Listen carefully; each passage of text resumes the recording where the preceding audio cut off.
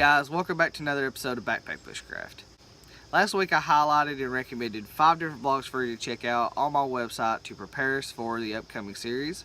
I also went ahead and announced that the upcoming series would be about EDC kits.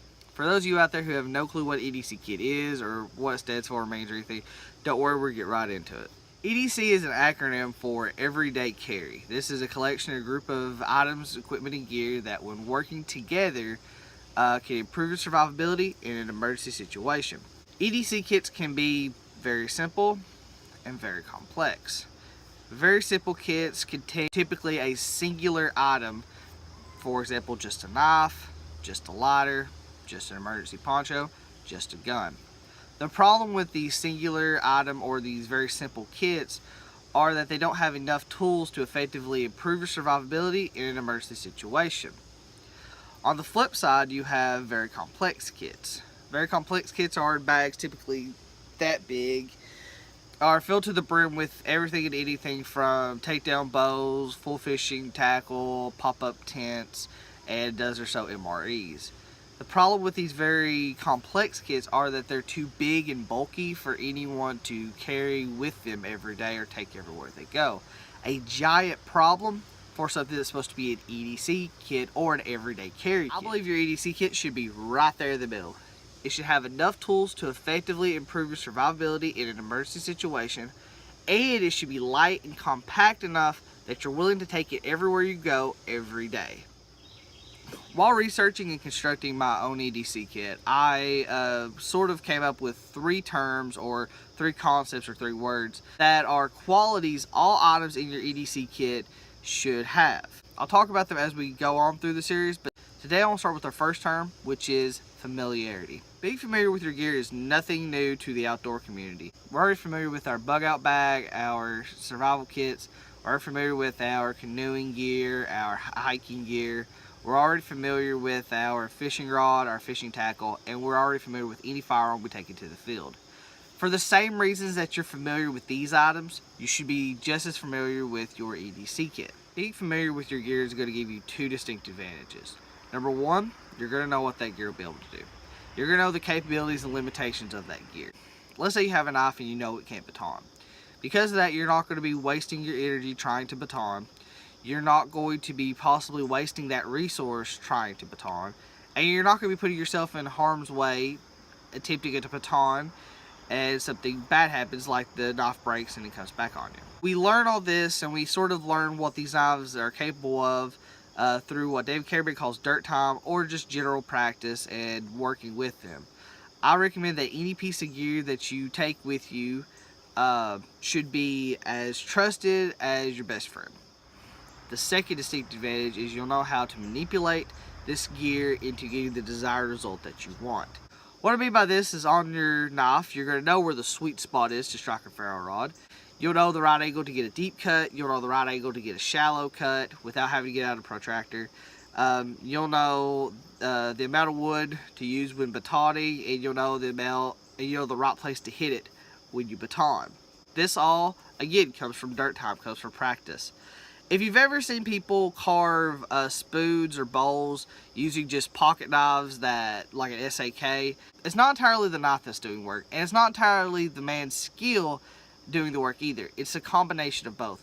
The person has made enough bowls using the same knife over and over again that he just knows when he gets that knife how to manipulate it into getting that result. That's the familiarity we want with all the gear that we ever use. Now that the lecturing is through, let's start to build our EDC kit. The first thing we want to do is we want to have a mental framework or a mental structure of how our EDC kit will look. You can look up other theories and other mentalities to accomplish this. I'm going to use the 5 C's of survivability. So let's go ahead and get into it. I'm going to start off with a cutting tool. This is the Camilla C's. It's my folding pocket knife. This knife itself actually has the ability to carve very well, strike a Ferro Rod very well, and baton. I actually have all of that on video, and I'll actually link that video below. But I love this knife. I've carried this knife probably more than the BushCrafter, which was my bigger option from Camilla. My second cutting tool option, I do always recommend you have 2, would be Ultimate Survival Technologies 11 in 1 card. It has a knife blade, a flathead screwdriver, can opener, bottle opener, saw blade, 4 centimeter ruler, different sized hex wrenches, and a butterfly wrench. It also has something called a direction ancillary indicator. I'll do more on that later, but it's also a feature as well. The reason that I really like this for the most part is it's saw blade, and it has 90-degree edges. The saw blade allows me to cut notches instead of having to try to carve them with my knife, and the fact that it has other 90-degree edges allows me to strike my ferro rod, and that leads us into our combustion kit. For our combustion kit, I have a lighter, I have a micro ferro rod, I'll put a link in the description where I got that, and I also have a magnifying lens. This is the kind that people typically use to read the menus at restaurants and stuff. Each of these are used to make a specific type of fire, and I'll talk about that right now. First, we have sheer fire. Flick the bic. When I do this, I have fire. This means I can set my tinder on fire. This means I don't have to worry about nurturing an ember or nothing like that. Good to go. Second is my ferro rod. This is not as good as Surefire. However, it does cast better sparks than flint and steel, and there is a lot here.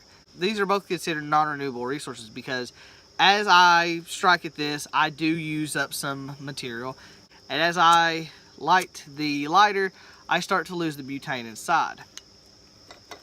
That is why my third option is always some type of magnifying glass, because this gives me the renewable resource of the sun, or the sun's rays, to start my fires with.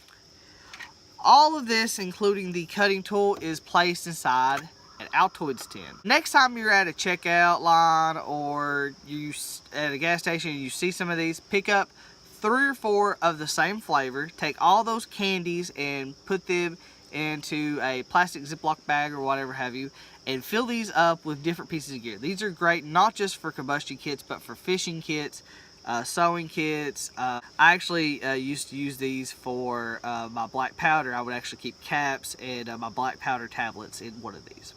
The reasons I like this for a combustion device is they have the ability to become watertight. You can actually put all your gear in here, then you can take 2 pieces of black electrical tape, tape around the edges. I recommend 2 pieces and they overlap, and that makes it watertight. You can also use it as a signaling device with the polished metal, and you actually can char with it.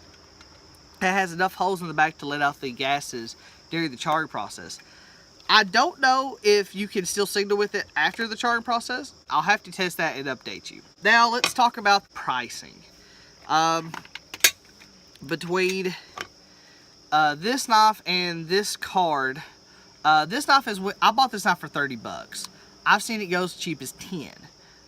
So I want to say somewhere in the ballpark, $20, $19, something like that. This card I actually got for $1. They sell typically for $2, but I got it on a discount. So, you know, I don't want to say $21 for this. I want to say about 20. I want to say about 20 bucks altogether is what these items are worth. For the Altoids tin, it's a little different. The tin itself cost me about $3, and I got candy. The magnifying lens and the micro ferro rod actually comes at a pack of 10 for $10.